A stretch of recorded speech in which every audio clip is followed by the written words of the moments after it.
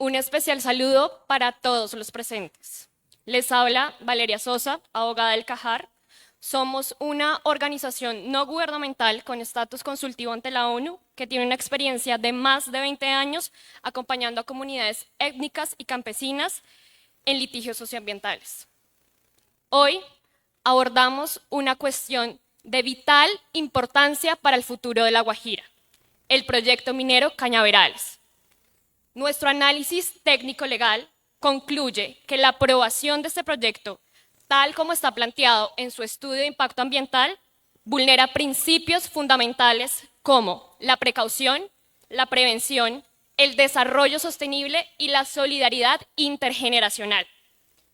Con ello, se pondrían en riesgo derechos tan esenciales como el acceso al agua, la alimentación, la salud, un ambiente sano y el consentimiento previo, libre e informado, agudizando entonces la crisis climática y ecológica en la que hoy está La Guajira. Corpo Guajira tiene hoy en sus manos una decisión crucial y nuestras consideraciones entonces buscan ser un insumo indispensable para que su determinación se alinee con la protección de los derechos fundamentales. Es por esto que hoy abordaré 5 razones centrales que expusimos y detallamos aún más en nuestro concepto técnico legal que hoy se radicó a Corpo Guajira sobre los riesgos que representa el proyecto minero Cañaverales. Siguiente, por favor. La primera razón, y aquí hay que abordar primero la conducta corporativa de la multinacional Gilderine Group frente a los derechos humanos. Nos parece importante abordar esta pregunta sobre de dónde viene Best Coal Company. Aquí hay que tener claro que para responder a esa pregunta nos tendremos que trasladar a Turquía, un país en Europa. Allí está una multinacional denominada Gilderine Group, que es un conglomerado que tiene más de 9 sectores industriales agrupados en distintos holdings mineros. Esta empresa y esta multinacional tiene operaciones en los 5 continentes del país, en los 5 continentes del mundo y además en casi en 52 países.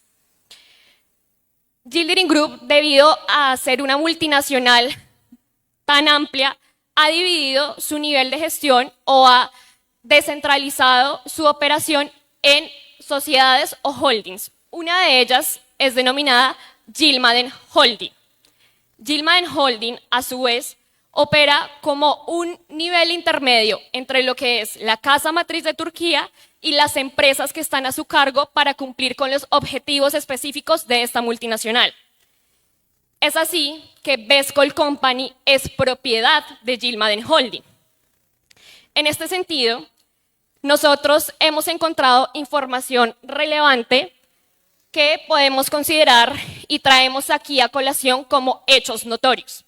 Hechos notorios sobre la conducta empresarial y corporativa de la empresa frente a los derechos humanos. En el caso de Gilmaden Holding, es una multinacional, filial del Gilderine Group, que tiene operación en 8 países, como Estados Unidos, Albania, Colombia, Kazajistán y Turquía.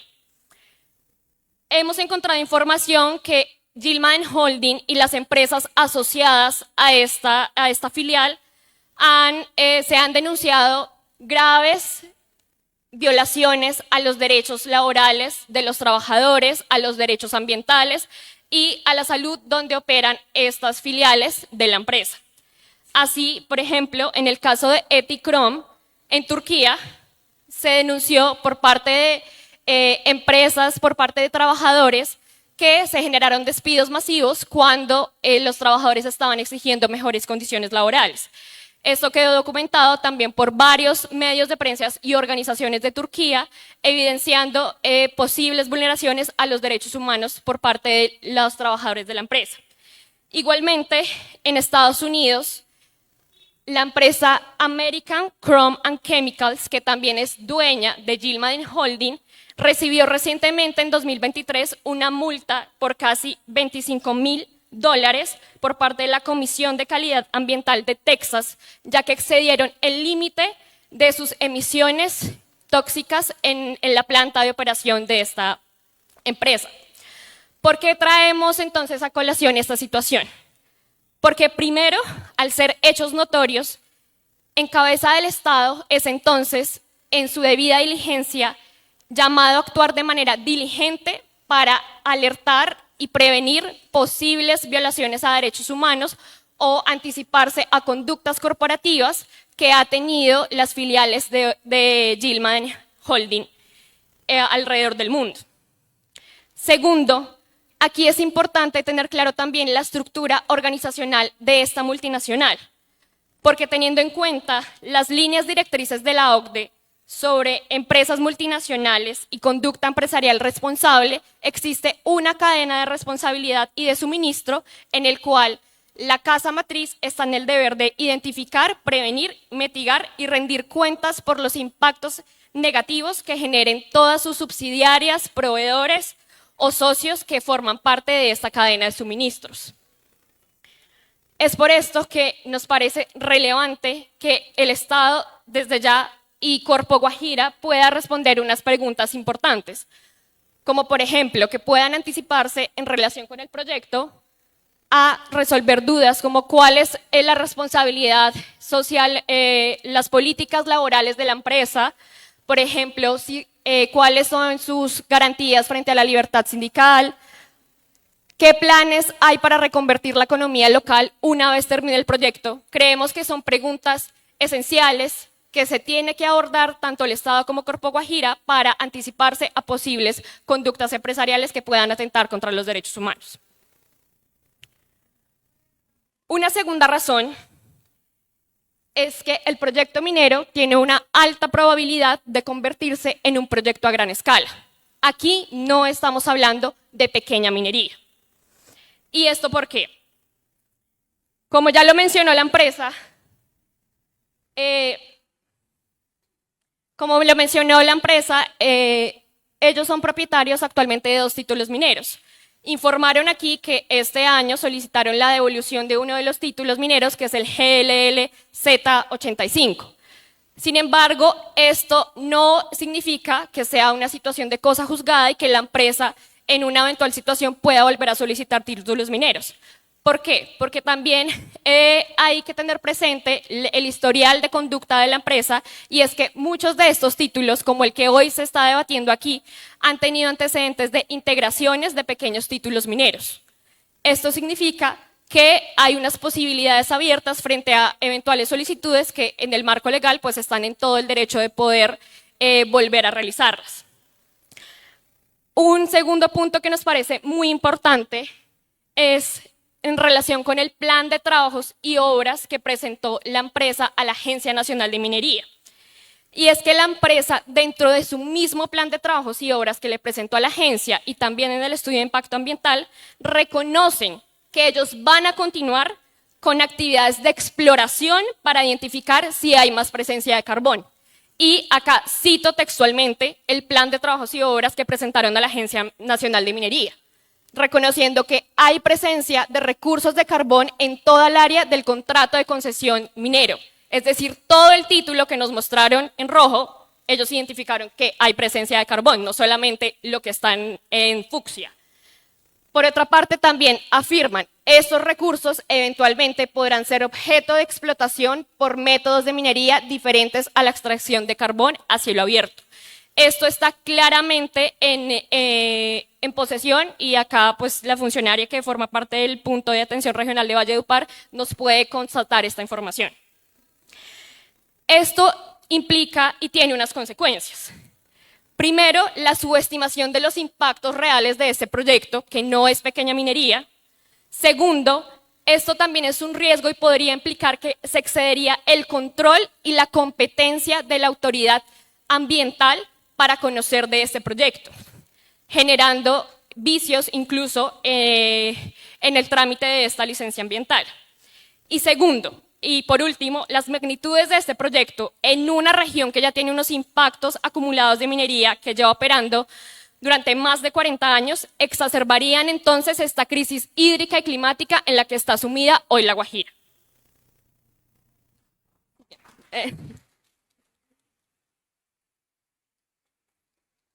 Continúo ya rápidamente solo mencionando una de las razones, no la única, las demás las pueden encontrar justamente en el concepto técnico que radicamos, y es que este proyecto amenaza el derecho humano al agua y la estabilidad climática en La Guajira y la alimentación.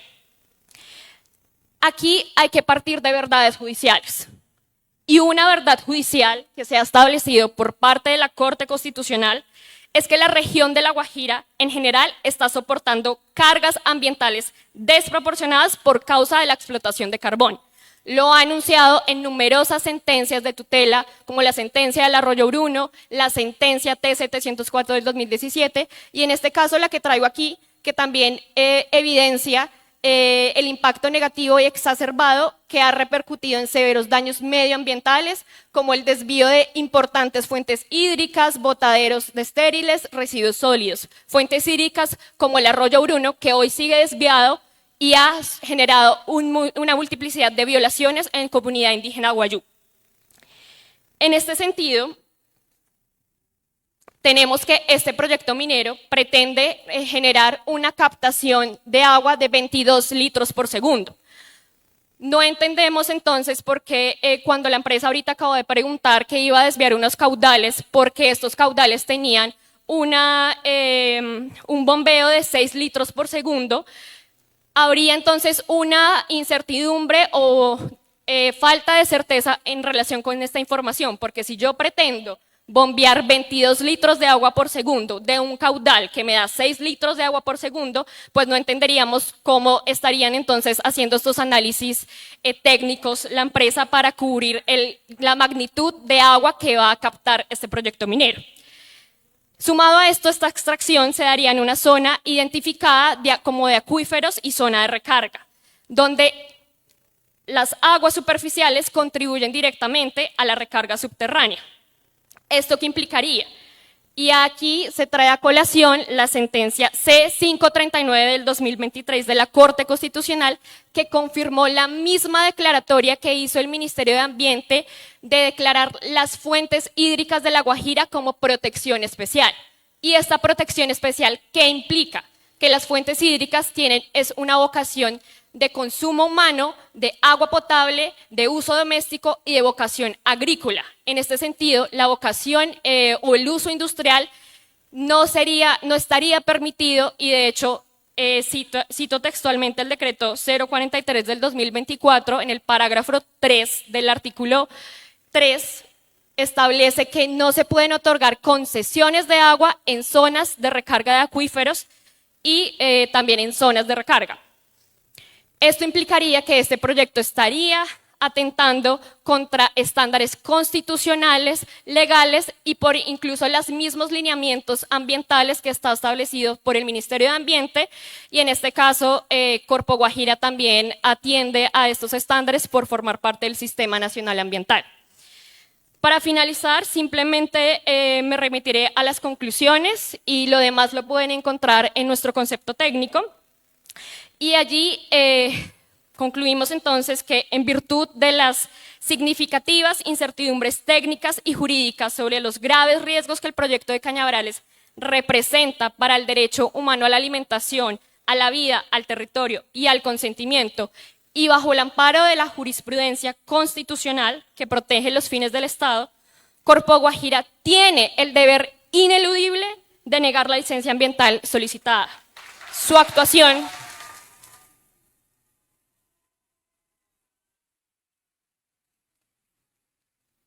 Esta actuación debe ser coherente, diligente con la justicia ambiental, aplicando principios de precaución y prevención, protegiendo así el patrimonio ecológico local y la vida del territorio.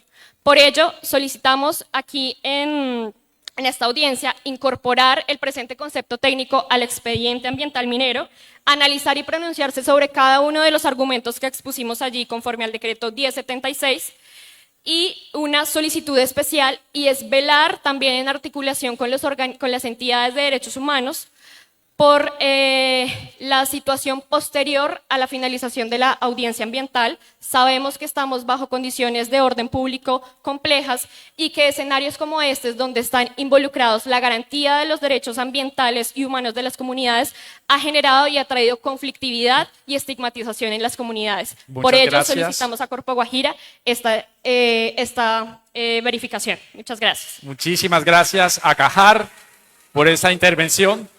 Y continuamos con otra de las organizaciones solicitantes de esta audiencia pública ambiental para que haga uso de la palabra, quien también tendrá 15 minutos para su intervención. Entonces aquí vamos a apoyarla.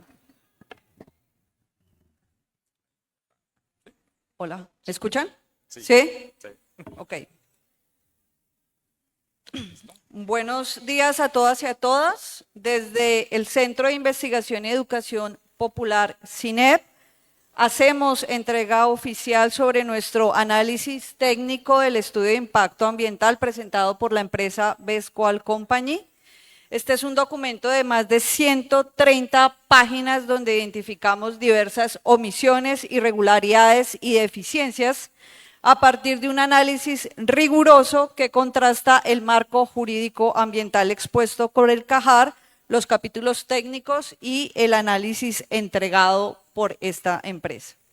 Lo primero que queremos señalar es que este no es un proyecto de pequeña minería. Es un proyecto de mediana minería con impactos de gran magnitud que afectan no solo a 9 comunidades étnicas y a 2 cabeceras municipales, sino a todo el departamento de La Guajira por su instalación. Desde el CINEP, además, señalamos que este proyecto va a afectar el derecho a la alimentación por ubicarse en la última dispensa agrícola del departamento, el derecho al agua, porque como pueden observar, es una zona con amplia riqueza hídrica. Desde el CINEP le solicitamos a la autoridad ambiental negar la solicitud del proyecto minero por básicamente 6 elementos. El primero, un conjunto de irregularidades administrativas identificadas.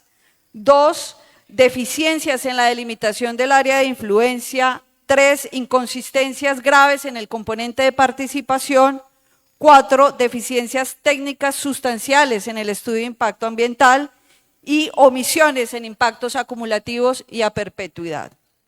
Negar esta licencia ambiental, doctor Samuel, es una decisión de coherencia jurídica, ética y técnica, en cumplimiento con su deber de garantizar el derecho de los pueblos campesinos, negros e indígenas a la pervivencia.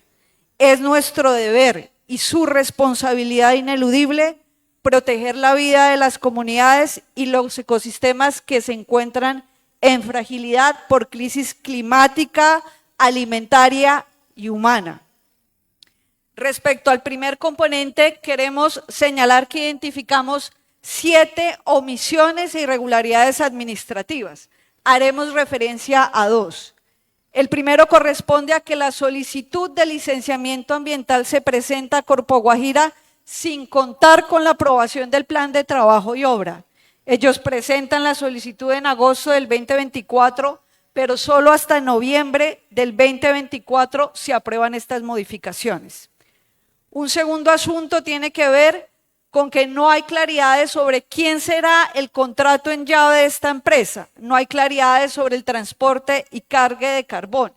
Y adicionalmente, en la línea del tiempo que ustedes podrán presentar, señalamos que en 4 años se han presentado al menos 4 solicitudes, 2 contra la ANLA y 2 ante Corpo Guajira. Estas irregularidades se suman a los más de 19 años de irregularidades de este proyecto minero en el departamento de La Guajira. No son solo irregularidades administrativas, es también el impacto sobre los territorios hidrosociales. En La Guajira, y lo sabe bien el pueblo guayú, proteger el agua y aplicar el principio de precaución es la diferencia entre la vida y la muerte. Para nosotros, este es un llamado a proteger la vida de niños, de niñas, de mujeres, de ancianos que están en un alto riesgo de vulneración, como ya se ha reconocido por la Corte Constitucional en la T302, del cual somos veedores técnicos. El siguiente elemento son 6 omisiones graves e irregularidades que hemos identificado en la definición del área de influencia. La primera corresponde a que no existe una delimitación apropiada que corresponda con la magnitud real de los impactos. Segundo, se realizó un análisis fragmentado de los componentes. Existe una delimitación del área socioeconómica que no refleja las dinámicas territoriales reales. Hay una deficiencia en el análisis del componente biótico y abiótico, pero adicionalmente la delimitación y definición del área total del proyecto es ambigua e incompleta. Existe un traslape con los 2 espacios sagrados de la línea negra, Imacumaque y Usuamaque, en el área de influencia directa del proyecto. Como pueden ver, en el mapa se aprecia el traslape del área de influencia presentado por el proyecto minero y el cruce con la línea negra, del cual son sujetos de obligación de consulta los 4 pueblos indígenas de la Sierra Nevada de Santa Marta. Esta situación además es muy grave porque se evidencia además una afectación directa de 21 espacios sagrados en la línea negra, identificados en la ruta de transporte y cargue presentado hace unos momentos por la empresa. Siguiente, por favor. Como ustedes pueden ver en el mapa, esta es la ruta de cargue y estaría al interior de la línea negra y por tanto 21 espacios sagrados se verían afectados. Esta situación es de suma gravedad porque adicionalmente se cometió una grave omisión técnica por parte de la empresa. No se realizó el proceso de consulta previa, libre e informada con los pueblos Huigua, Cogi, Aruaco y Cancuamo por afectación en 23 espacios sagrados de la línea negra. Es una omisión grave porque el Ministerio del Interior en el 2018 les notificó a la empresa la obligación de hacer este proceso de consulta que no se realizó. Esta omisión invalida jurídicamente el procedimiento de licenciamiento ambiental al no haberse surtido proceso de consulta. Se viola de manera directa el convenio 169 de la OIT, la sentencia T129 del 2011 y la sentencia SU 123 del 2018. Adicionalmente, hemos identificado más de 52 omisiones e irregularidades en el componente de participación. La empresa en el 2018 identifica 11 consejos comunitarios. Se les notifica de consulta a 4 pueblos indígenas, pero solamente es hasta el 2020 que realiza el proceso de consulta con 7 consejos comunitarios y se aplica un test de proporcionalidad.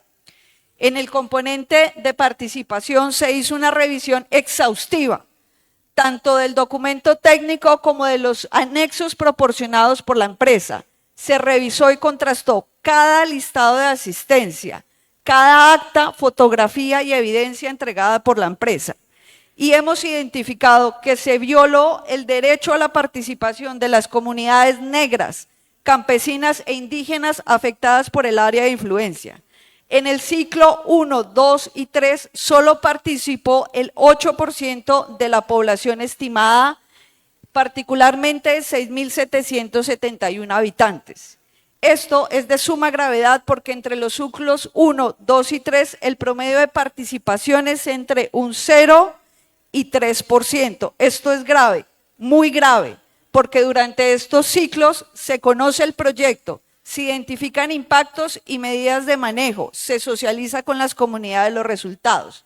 Es decir, las comunidades que participaron no conocieron el proyecto, los impactos identificados fueron subestimados y las medidas planteadas insuficientes. Estas inconsistencias metodológicas se suman en el proceso de consulta previa.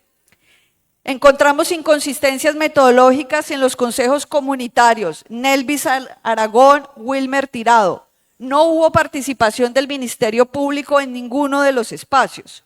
Hubo una asimilación o sustitución de la consulta en el caso del Consejo Comunitario Blas Rosado Urbay Sabaneta.